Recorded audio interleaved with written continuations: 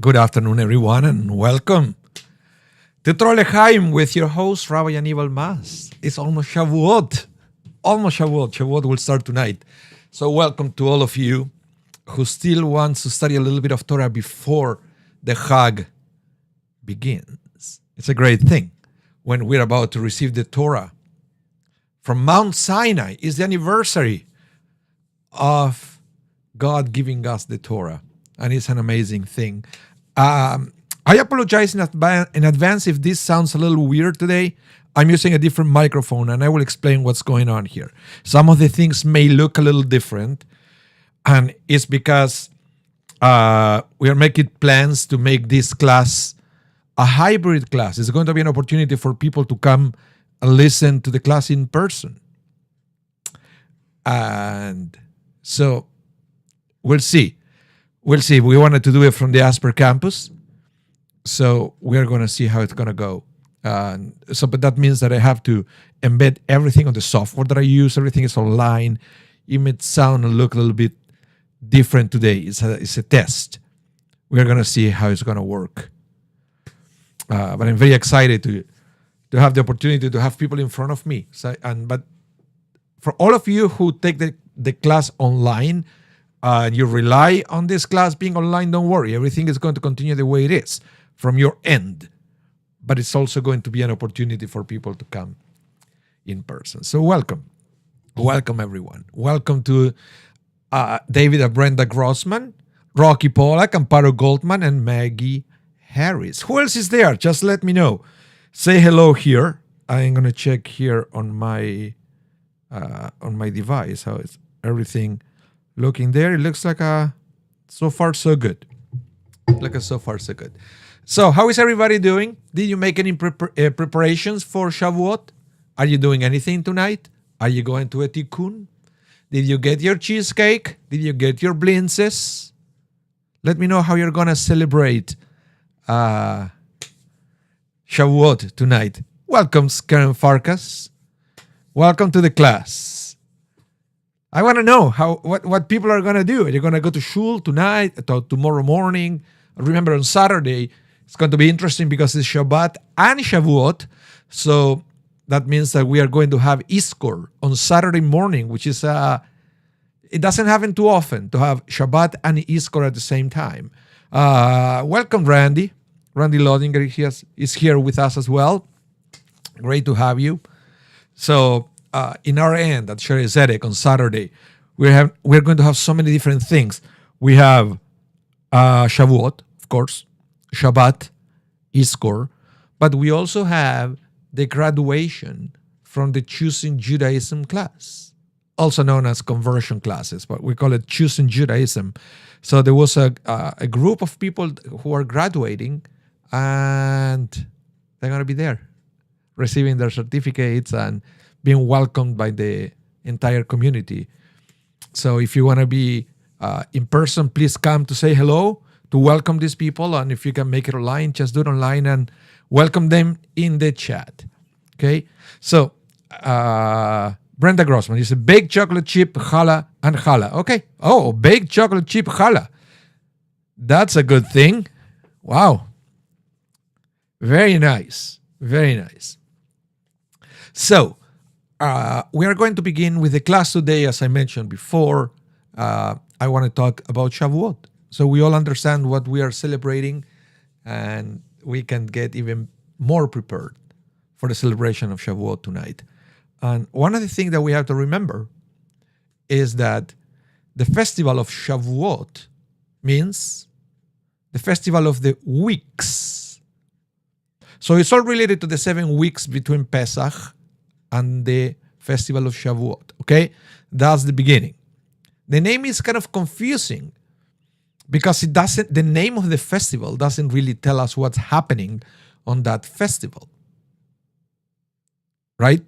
And I will explain a little bit more about that. So let me bring my text here, and this is where you have to be a little,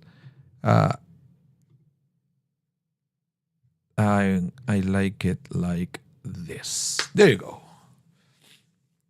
There you go. So let's study about Shavuot.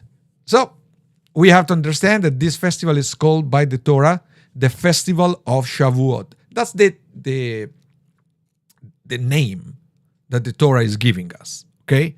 The festival of the weeks, because it comes after the completion of 7 weeks.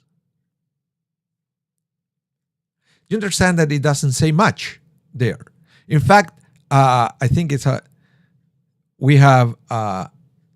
so let me explain this. The very name Shavuot weeks, which the Torah uses to refer to the holiday, refers to the fact that it represents the culmination of a process of 7 weeks. So, without further explanation, it looks like what we are celebrating on the festival of Shavuot has nothing to do with the revelation of the Torah, nothing to do with anything related to the harvest or anything. We are celebrating the fact that we finish the 7 weeks. Now, this is very meaningful for all of us who've been counting the Omer, for example, right? If you've been counting the Omer night after night for 49 nights, and if you, I mean, I enjoy counting the Omer very much and to reading little meditations every night when I count the Omer. So it feels nice to say, we are celebrating the fact that we finish that period of 7 weeks that we use as a spiritual development tool. That it was the most amazing gift from the rabbis. So it looks like the plain meaning of the words will be that we are celebrating this completion of the 7 weeks, the completion of the counting of the Omer. Okay? But it still will be nice to have an idea of what actually, if there is any other things that we are celebrating on that day. Welcome, Holy Mandelkern. Welcome to the class. So let's go to the next text to make this a little clear. Okay? Because there is another name that we use on Shavuot, and that is Atzeret. The Torah mentioned the word Atzeret, but not as the name of the holiday. The rabbis actually took that name, that word Atzeret, and sometimes referred to the holiday of Shavuot as Atzeret and not as Shavuot. We are talking about the rabbis now, Talmudic times. So there is always a question why the rabbis prefer sometimes to use the name Atzeret and not Shavuot. Well, let's see. Rabbi Berdichev, the Rebbe of Berdichev, actually, is giving us his opinion of why. He says, I was asked once, while in Lithuania, why the festival of Shavuot is called by the name Atzeret. This name is not used in the Torah except when referring to Shmini Atzeret, the last day of Sukkot. Again, we are talking about used as a name for a holiday, okay? Because we are going to see later on in the class that the name Atzeret is used in the Torah close to the definition of Shavuot, but not as the name of the holiday. But it is used, the word Atzeret, in the Torah as the name of Shmini Atzeret, which is a separate festival. Remember, Shmini Atzeret is at the end of Sukkot, right? So this name is not used in the Torah except when referring to Shmini Atzeret, the last day of Sukkot. We understand that all the festivals have names connected to the event that happened on that day. This is true for all festivals except Shavuot, which is named for the mitzvah of counting, which was already being completed. We must understand why this festival is named after something that has already happened, and the answer is because it is the conclusion of the mitzvah. This is also the reason for Shavuot, that we make a festival of the conclusion of the mitzvah of counting that God gave to us. For this reason, it's called Atzeret, completion. So, once again, for the rabbis, the process of counting that we do from Pesach until Shavuot is extremely important, especially once we finish that cycle and we hopefully got something from it. Hopefully it made an impact on the people counting the Omer every night. And then when you finish that process, when you are ready to receive the Torah, the rabbis call it atzeret, because you have to feel that you are complete now. You see, the thing is, we many times, and this is human nature. Human nature. Many times we don't complete things. In fact, for some people, most of the time, people don't complete when they start. We have many projects. I mean, I'm pretty sure, I'm talking to all of you, I'm pretty sure if you look back to your life, there are many things that you started and never finished. Many things. So I believe what the Rebbe of Berdichev is saying here is sometimes when you start something and you finish it, and because you finish it, now you are better prepared for the next stage, that is something worth to be celebrated. And that is why one of the names of Shavuot is Atzeret, completion, because the accomplishment of completed something is a great thing and is worth to be celebrated. So again, if you counted the Omer and you finish the counting, celebrate yourself, little pat in the back, because it's a great thing. It's a great thing. Amparo Goldman, what do you say here? Atzeret, it also means oaths. When they say God swore eternal devotion to us, and we in turn pledge oath. Okay. Loyalty to him. Okay, it's interesting. I didn't know that one for the name Atzeret. So and again, if you see, for example, in the case of Sukkot, Shmini Atzeret, it's called the eighth that completes, right? Because it also completes the festival. It's at the end of Sukkot. Now, there is another thing that I learned once, and is that Shmini Atzeret and Shavuot are also connected in more than one way. For example, Shmini Atzeret happens after 7 days, right? You have the 7 days of Sukkot, and the day after is Shmini Atzeret, unless you're in the diaspora, and everything gets delayed for a day. But in Israel, first you have 7 days of Sukkot, and then you have the next day Shmini Atzeret. So it comes after a 7 days holidays. Shavuot, also called Atzeret, is coming after 7 weeks, right? You have the Passover, 7 weeks, not days, but weeks, and then you have Atzeret. So it also comes after a cycle of 7. Now, the other thing that is interesting is Shmini Atzeret in the Torah doesn't have a date. The Torah doesn't say when we should celebrate Shmini Atzeret. You will say after the 7th day of Sukkot. Okay? It's the same case with Shavuot. The Torah doesn't say when the date for Shavuot. It said you celebrate Shavuot after you count 7 weeks. So they are connected. Also, Shmini Atzeret, at least in Israel, in the diaspora, again, 2 days, but let's think in Israel terms. In Israel, Shmini Atzeret has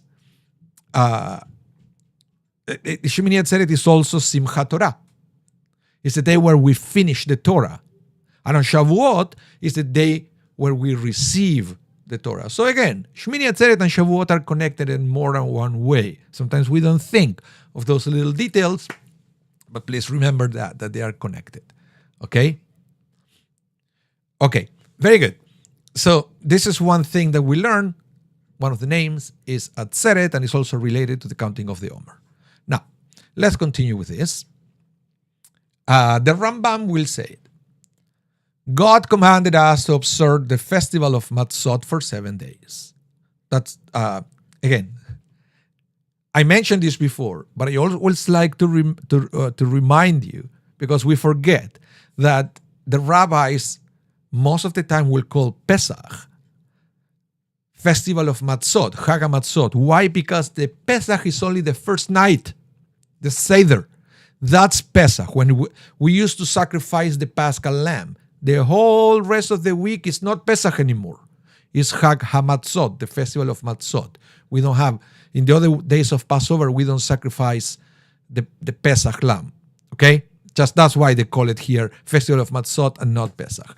So God commanded us to observe the Festival of Matzot for 7 days, with sanctity at the beginning and at the end. Right? First day is Chag, then you have Chol HaMoed, and at the end is Chag again. And God counted 49 days after it, and God sanctified the 8th day. It means the day immediately after the 7 weeks. Like the 8th day of a festival of Sukkot. And the intervening counted days are like the Chol HaMoed, intermediate days between the first day and the last day of Sukkot. So, in other words, listen to this, because this is also, the Rambam is saying how connected that Pesach and Shavuot. You have to imagine that Pesach, the Passover, is the first day of Chag. Then the 49 days where we count the Omer is like a long Chol HaMoed. And then Shavuot is the last day of Chag. You understand? It says this is a Chag that lasts more than 50 days. With one festival at the beginning, one festival at the end, and in the middle, it's all Chol HaMoed. So the entire counting of the Omer, we should consider that it is like a Chol HaMoed. It's like intermediate days of Pesach or intermediate days of Sukkot. Okay? Then the Rambam continues. That 50th day is the day of the giving of the Torah, when God showed them his great fire and they heard God's word out of the fire. For this reason, our sages of blessed memory always call Shavuot Atzeret, because it is like the 8th day of Sukkot, which the Torah describes in that day. Okay? So it's a beautiful thing. Again, another connection between Shmini Atzeret and Shavuot, and I like that the Rambam considers all the days of the counting of the Omer as a long Chol HaMoed. Okay? So, now let's go and read from the Sefer HaChinuch. And again, Sefer HaChinuch is this wonderful book describing the 613 commandments in Judaism. This is something that we talk all the time. We always say, yeah, we have 613 mitzvot, commandments, but sometimes we don't really know what all the commandments are. Yes, we know that, for example, if I say observance of Shabbat, yes, it's a mitzvah, but which number? Which one of the 613 is the mitzvah of Shabbat, or lighting candles?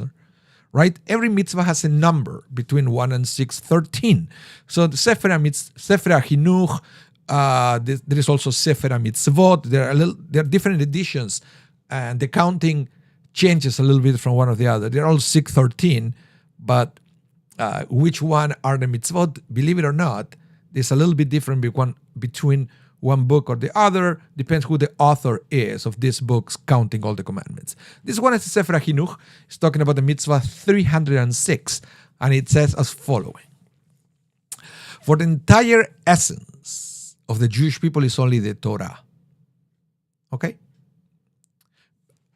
Let me stop here for a second.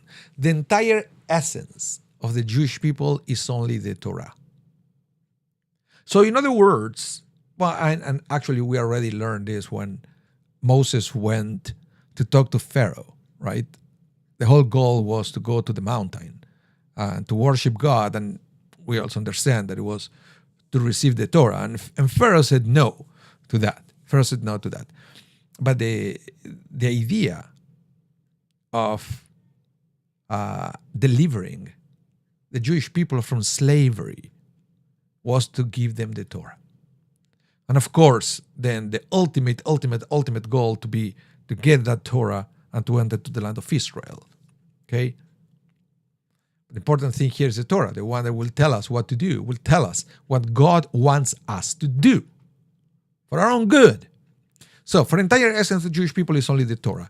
And the heavens and earth and the Jewish people were created for its sake. And it is the reason that the Jews were redeemed from Egypt, so that they will receive the Torah on Sinai and fulfill it, as God told Moses. And this will be for you a sign that I have sent you. When you take the nation out of Egypt, you will serve God on this mountain. Therefore, since the Torah is the essence of the Jewish people, and for its sake they were redeemed and reached the level of greatness that they attained, we were commanded to count from after the first day of Pesach until the day that the Torah was given, to show our great desire for the day that our hearts yearn for, as a slave yearns and counts the day until he will go free, because counting demonstrates that a person's whole desire is to reach that time. By the way, so mitzvah 306 is the counting of the Omer. Okay? But now again, it makes even more sense. Why we count the Omer? Because it's like a count up instead of a count down. It's a count up to the giving of the Torah. Now, why this is important? Hello, welcome Lee Solomon. Welcome to the class. Shalom. Why this is so important? Because here Sefer HaChinuch is mentioning that we received the Torah on Shavuot. But the Torah doesn't say anything about it. There is no biblical reference to Shavuot being the day of the giving of the Torah. I don't know if you realize that. The Torah calls it Chag HaShavuot, the festival of the weeks. And we already explained. It's talking about the completion of the counting of the Omer, which it was a mitzvah given in the Torah before. Right? After the first day of Pesach, count the 49 days, right? In days and weeks. And then at the end, it's Chag HaShavuot. We celebrate that we completed that. It makes sense that Rabbi Kolerat said it. Again, the completion of the counting of the Omer, and blah, blah, blah. But now we read in Sefer HaChinuch, there is another layer. That is on Shavuot, we also receive the Torah. And again, there is the question of why? Why the Torah doesn't say anything about the revelation? And hopefully I will be able to answer that before the end of the class today, because there is a reason that the rabbis give for that. Okay? So do we have any questions so far? I've noticed that other than say hello, and a couple of comments, the chat has been very quiet. So I want to know, what do you think about that? And do you have any theory of why the Torah doesn't say anything about Shavuot being the day of the revelation of the Torah? Let me know.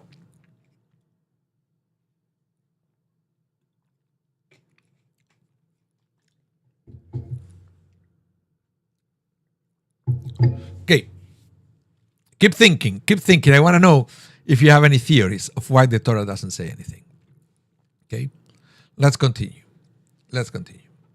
Now, more layers for Shavuot. Okay. We read on Exodus 23:16, Chag HaKatzir Bikurei Ma'asecha. Next, the festival of harvest, the first fruits of your efforts sowing in the field. And last, the festival of ingathering at the end of the year, when you gather in from the fields the results of your efforts. Okay?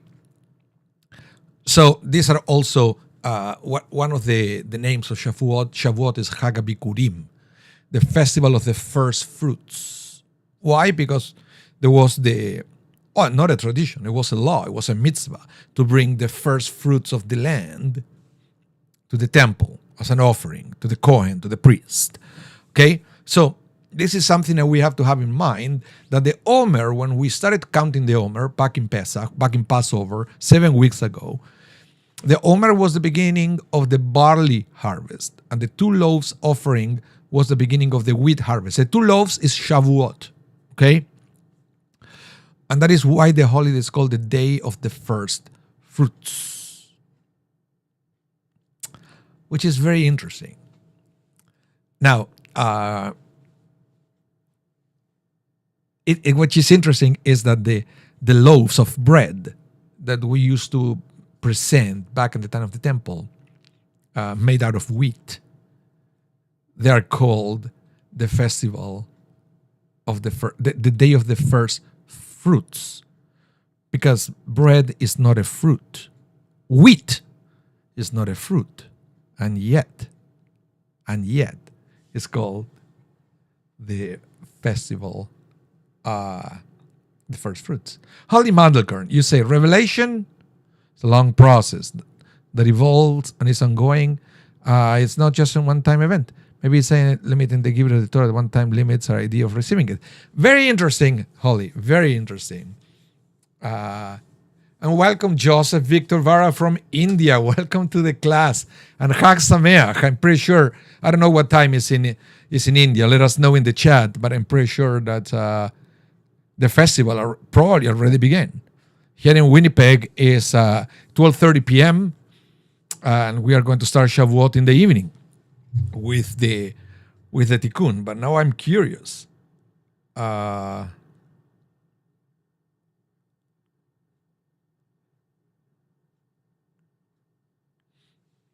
Okay.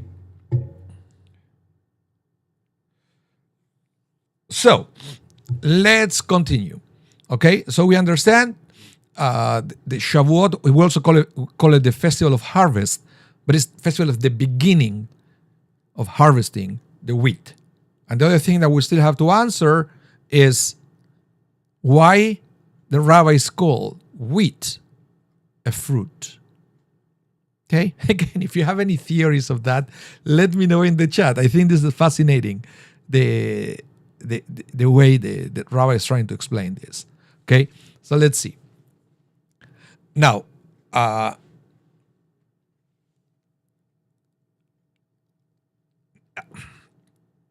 let me read this and I will explain. Bikurim, the first fruits, may not be brought before Shavuot. And this is also important, okay?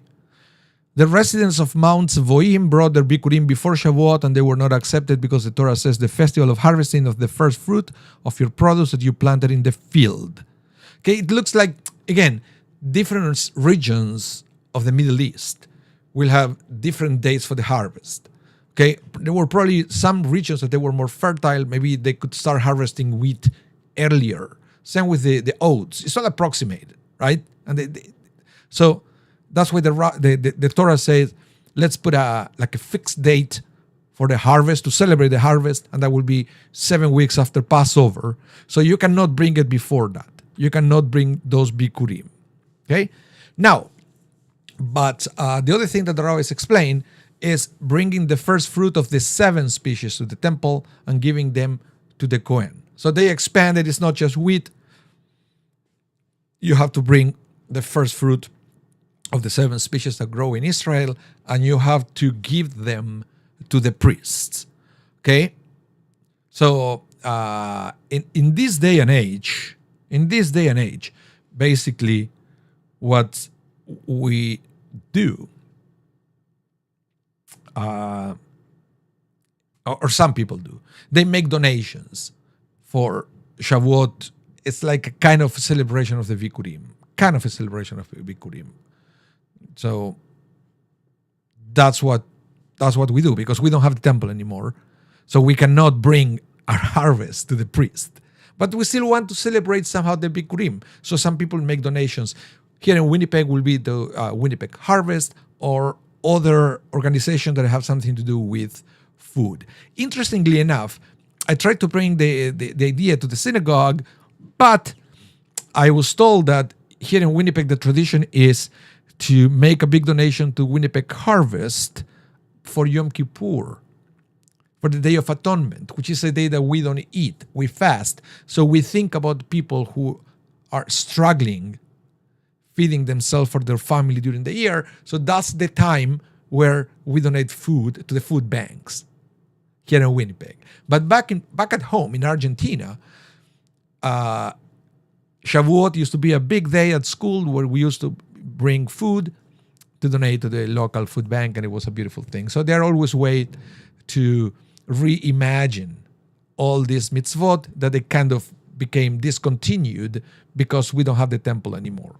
Okay? So again, the Bikurim were the first fruits, and it wasn't necessarily a sacrifice. It was a gift that we will give to the priest back in the day of the temple. Remember, the priests and the Levites, they didn't have land.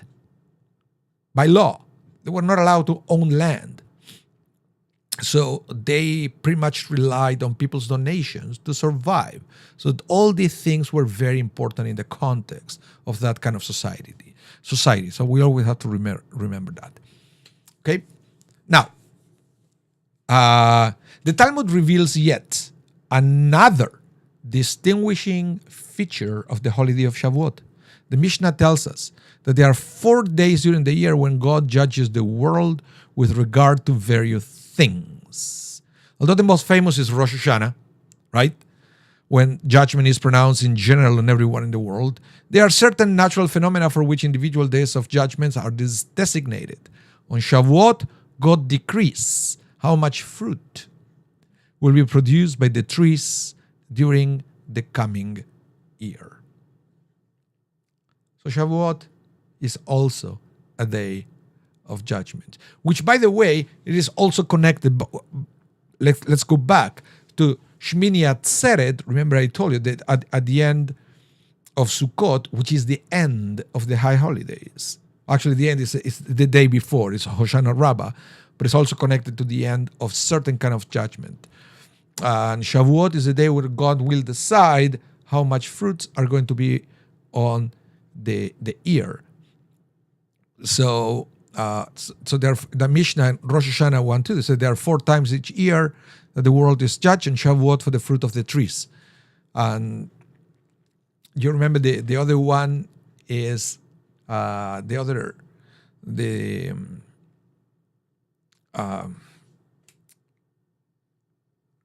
is for people. Then is for Hoshana Rabbah is for rain. Shavuot is for fruit of the trees, and I can't remember the fourth. But there are different judgment times during the year. So remember, Shavuot is that. That's perhaps why there was a big thing to be generous with our first fruits as a sign that we are grateful for everything that God gives us. Let's continue. So, the Torah says to bring 2 loaves of bread on Shavuot in order that God will bless you for the fruit of the trees. The 2 loaves allude to the fruit of the tree because wheat is called a tree by the Torah. You see, here is, I don't want to explain, we still have to explain why wheat is called a fruit, right? Well, listen to this. Here it is, the fruit of the tree because wheat is called a tree by the Torah, as it says, from the tree of knowledge of good and evil.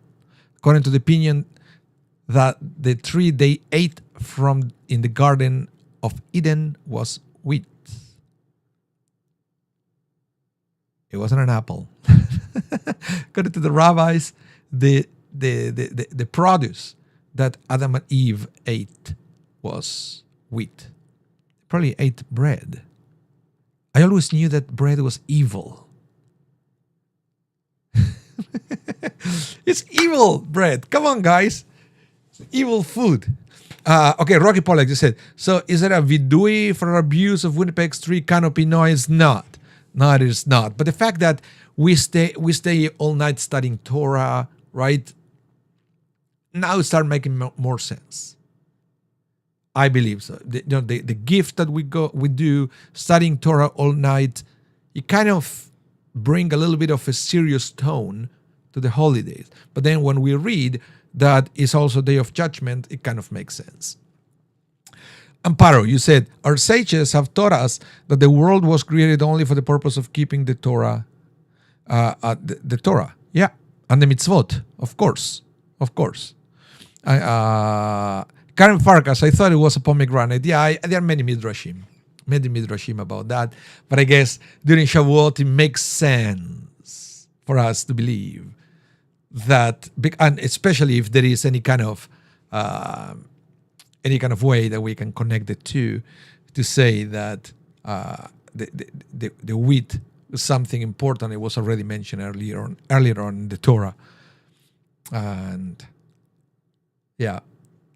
So back what I was saying before, if we believe the midrash that's saying that Adam and Eve ate from the wheat when God said don't eat from there, it makes sense that on Shavuot we have a tikkun. Tikkun means correction. Correction from what? Well, if we are talking about the mistake of Adam and Eve by eating something that was forbidden, then making a correction during of Shavuot, that is the day of judgment, makes sense. It makes sense. Even though the rabbis say that the reason why we study Torah all night is because the people of Israel failed to show up to receive the Torah, and Moses had to go to drag them to experience the revelation. Okay? But this also makes sense as well. Okay? Let's see. Next. Okay. Listen to this. You shall offer a new offering of 2 loaves to God.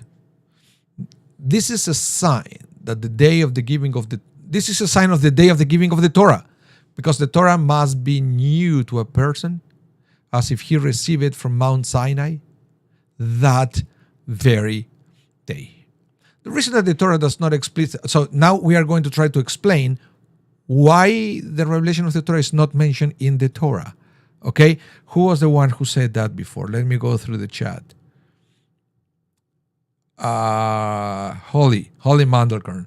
You were the one who said it. I want to show up here. This is what you said. Revelation is a long process that evolves and is ongoing. It's not just one-time event. Maybe saying that limiting the giving of the Torah to one-time limits our idea of receiving it. Very good, Holly. Let's see what the rabbis say about that same thing here. You shall offer, it says, the reason that the Torah does not explicitly mention that this is the day of the giving of the Torah, God did not want to limit the giving of the Torah to a single day.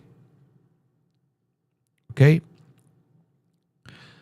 Because a person should feel every single day of the year as if he or she received the Torah from Mount Sinai on that day. Similarly, the sages have said that the word of Torah should be new to a person every day, not like something old which he can no longer tolerate. How many people we have like that, right? That they get tired of Torah. And then they leave Judaism. Sometimes they come back. Sometimes they don't. But they feel, okay, same old. And because they reach a point that they cannot extract fresh teachings from the Torah.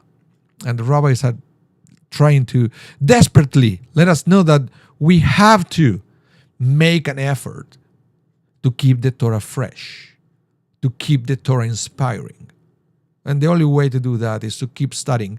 And sometimes what you have to do is you have to, you start from one teacher or one website in these days, and then you can switch to another one, so you have different perspectives. That's the way you keep it fresh. Okay, let's continue here.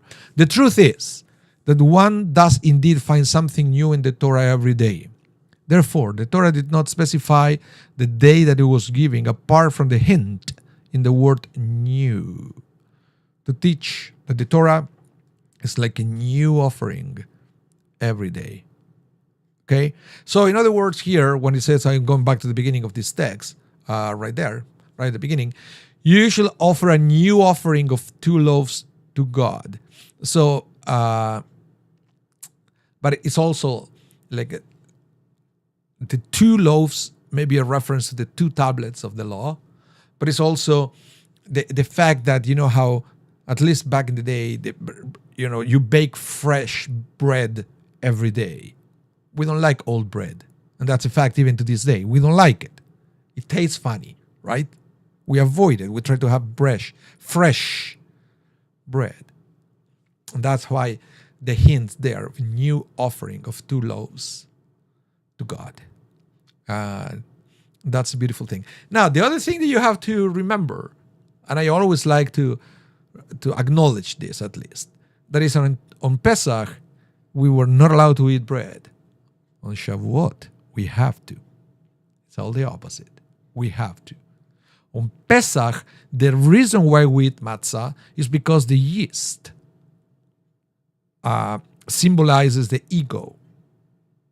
right? The yeast. Again, I explained that what the yeast does. The yeast does when you make a dough is it will start a chemical reaction that it will add gas to the dough, so the dough will grow.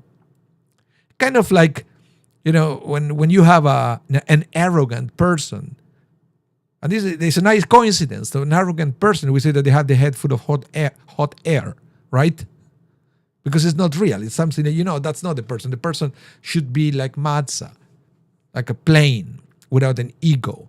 But then I was thinking, how is it possible that we're allowed to eat bread on Shavuot if the ego is such a bad thing? Well, and I believe that it also has to do with the counting of the Omer.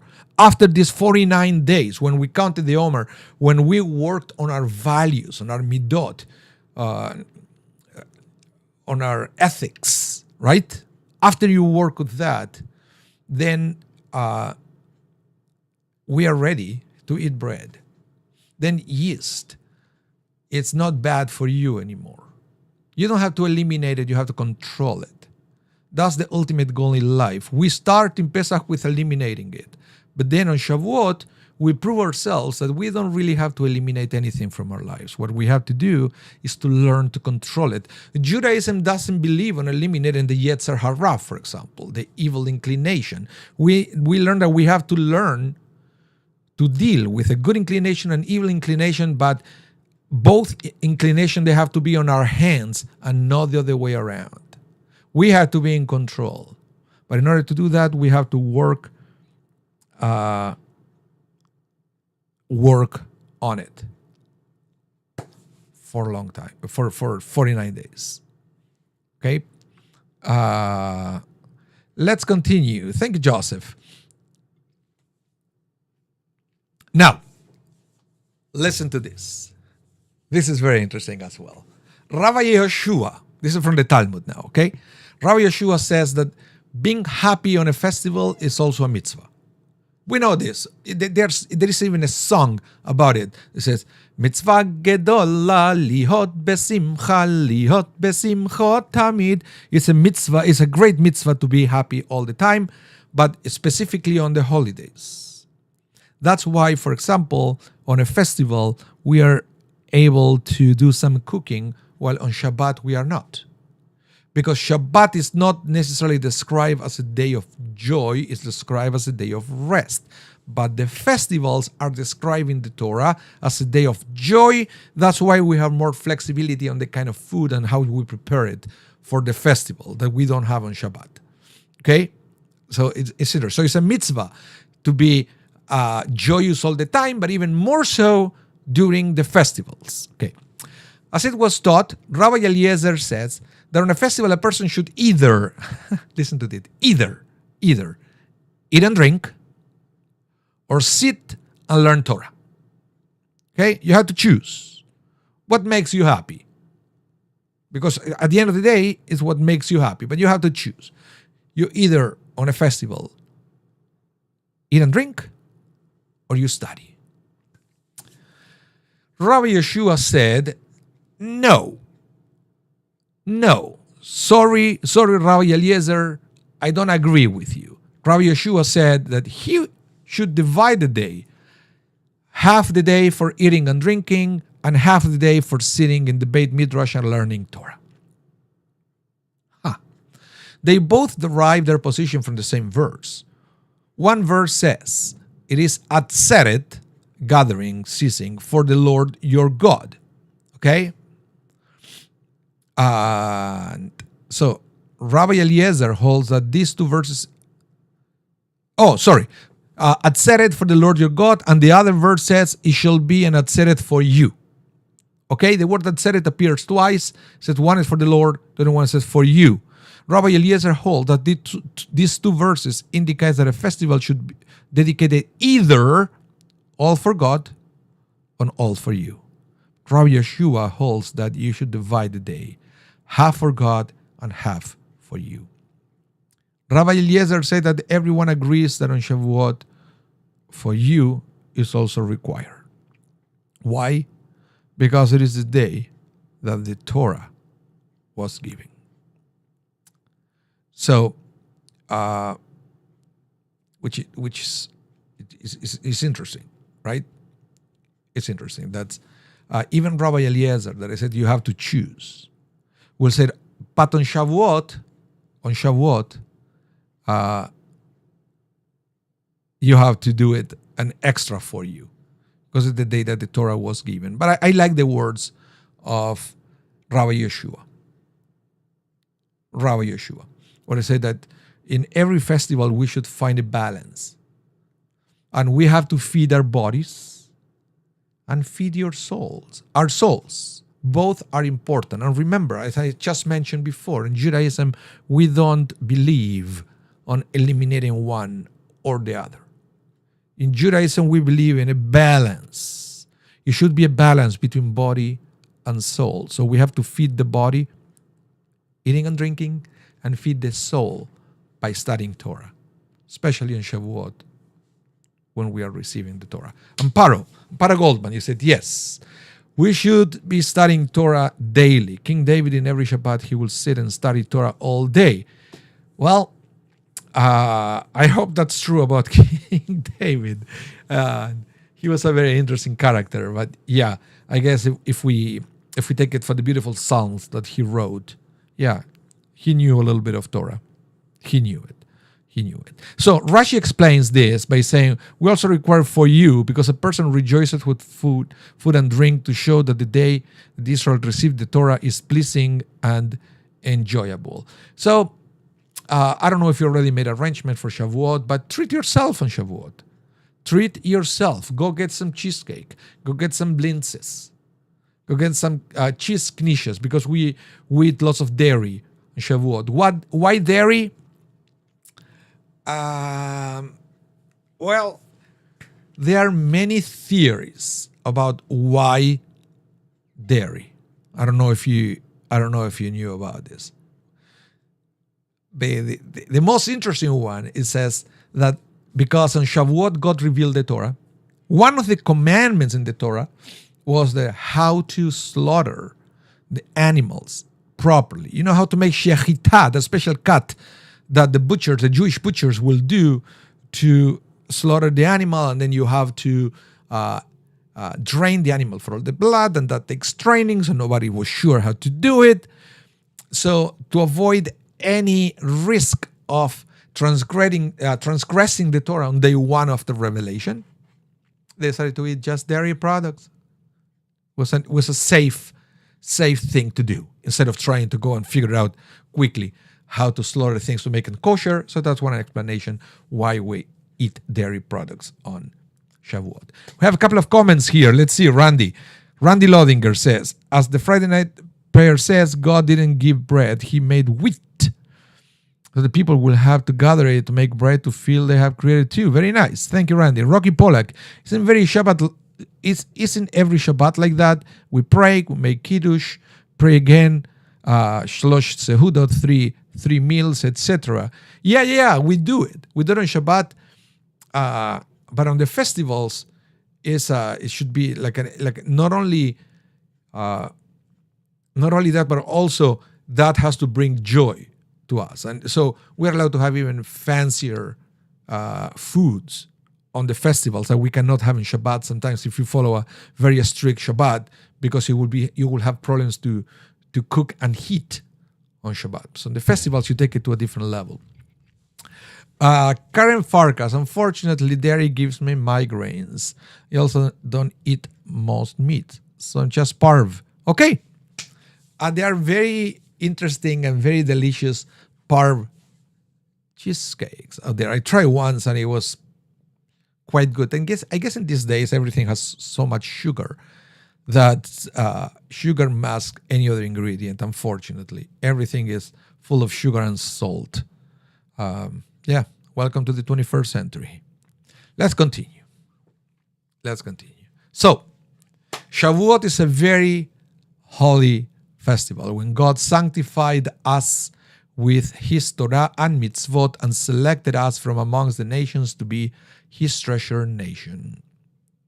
If it's not for this day, we would have been like Sodom and Gomorrah, and the heavens and earth will not have been able to exist. Thus, it is appropriate to rejoice on this day, It is impossible not to rejoice because the Torah and mitzvot are better for us than all the good things in this world and that the entire life on the next world. I'm going to explain that in a minute. But let me explain what is it that we have to celebrate that we are not like Sodom and Gomorrah. Well, this is very interesting. It's implying here that without the guidance of the Torah, perhaps our fate will start decaying more and more and more until we will become extinct like Sodom and Gomorrah. But we're alive. We're alive. Here we are studying Torah. Why is that? Because the Torah serves us as our guideline for generation to generation to generation until here we are. So we have to celebrate that we are alive, and we owe our life to the guidance of Torah. So when we celebrate the revelation of the Torah, it's an opportunity. It's an opportunity to give thanks to God. It's almost like when you thank your doctor after a surgery, or after the doctor discover what you have and give you the right medicine and you recover, and then you thank the doctor for that medicine, because without that medicine, who knows where you will be? Without that surgery, who knows where you would be? So with the Torah, it's the same. Without the guidance of the Torah, who knows where we would be? Maybe we wouldn't even exist as a nation. But God gave us the Torah. God guided us to the promised land. And here we are. Here we are, still strong, still committed, still celebrating the festivals of the Torah. So this is a new opportunity to give thanks. But I want to explain the last words of Rabbi Mansour here. Okay? What it says that he says, it is impossible not to rejoice because the Torah and mitzvot are better for us than all the good things of the world. Okay, I can understand that. But then it says, and then the entire life of the next world. So basically it says that the kind of joy that you get from the Torah, it's even better than the bliss of the world to come. It's very interesting. So I have a story about that somebody was taught this teaching and had a very interesting question for his rabbi.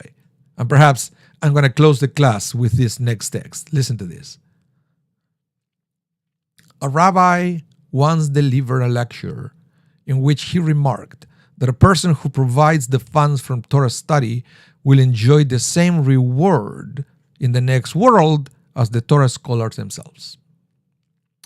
After his lecture, he was approached by a wealthy man who challenged him. Rabbi, why should I bother to exert myself to study Torah?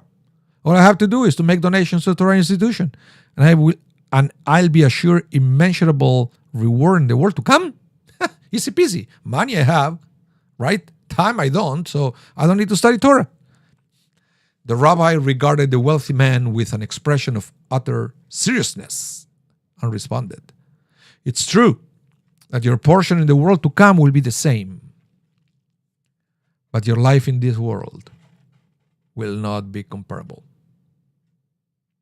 So even if you can guarantee an eternal life of bliss after you pass, after you leave this world, we still have, God willing, long years on this earth.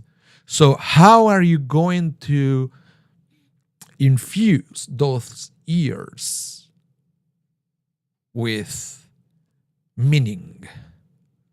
How you infuse those years with values, with good things? That's why the Torah is here with us.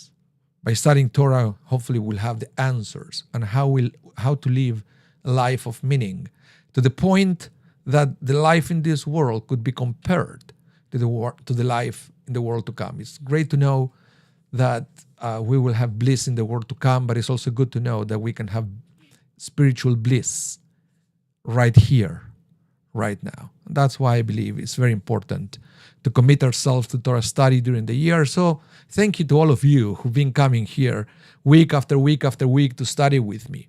And this is how we do it. We commit ourselves to study Torah and to find meaning in life through the study of Torah. So thank you everyone for coming today. I'm gonna expand myself here, and so it's great to have you. Remember, the tikkun is tonight. If you are coming to Shaare Zedek, the service will start at 6, and the service will be streamed. The tikkun will not, because it's in a different room and we don't have cameras there. So unfortunately, we won't be able to stream the tikkun. Okay, so I would like to encourage all of you at least to attend to all our services for Shavuot. So we have tonight at 6 p.m., the eve of the first night of Shavuot with Cantor Leslie Emery. Tomorrow morning is at 9 a.m., also at Temple Shalom. And Rabbi Green is visiting us, so he will be there with us tomorrow morning. And then tomorrow, which is Friday, at 5:30 p.m. is the Kabbalat Shabbat, but then we move to the Bernie Theater for that, because we have great things planned with a dinner. And again, Rabbi Green will be part of all these events. And then Saturday morning, 10 a.m., Bernie Theater, don't miss it. Great service, Shabbat, Shavuot, Iskor, and the graduation of Choosing Judaism. Hopefully you will be there with us, celebrating Shavuot and welcoming all our new brothers and sisters that they are graduating from the Choosing Judaism class. So thank you so much, everyone. Have a wonderful rest of your day. Chag Shavuot Sameach. And of course, Shabbat Shalom if I don't see you before. Enjoy the rest of your day. Stay safe. Bye for now.